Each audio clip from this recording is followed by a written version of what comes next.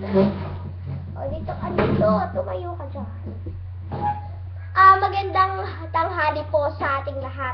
Ito po si Isabela Maris Katapia, nag-uulat tungkol sa paunang balita para sa mga bata. May isa na naman pong bata dito sa Sariaya, Quezon, nagdapa dahil sa pagtutulakan. Kaya po paalala sa ating mga magulang, huwag po natin pababayaan ang mga bata. At maaari po ito maghantong sa putok ang ulo, madapa or magka-affection or kung ano-ano pa ang nangyari sa bata. Kaya ito po, interviewin po natin ang isang bata. Arabella Joy Redoble, pasok! Ano bang nangyari sa'yo kahapon? Bakit ka nadapa? Habang nakikipaglaro ako sa kalaro ko, may tumulak sa akin, pero di ko alam kung sino. Kilala mo ba? Hindi po. Sa mukha?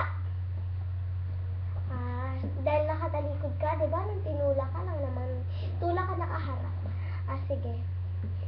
Salamat sa pagpunta dito. At, yan po, paalala sa ating mga magulang. Huwag po natin paglalaroin ng anak natin sa mga piliang bata. Alam na po natin yun. Sige po, magandang tanghali po ulit sa ating lahat. Ako po si Isabela Maris, nag-uulat. Bukas po muli.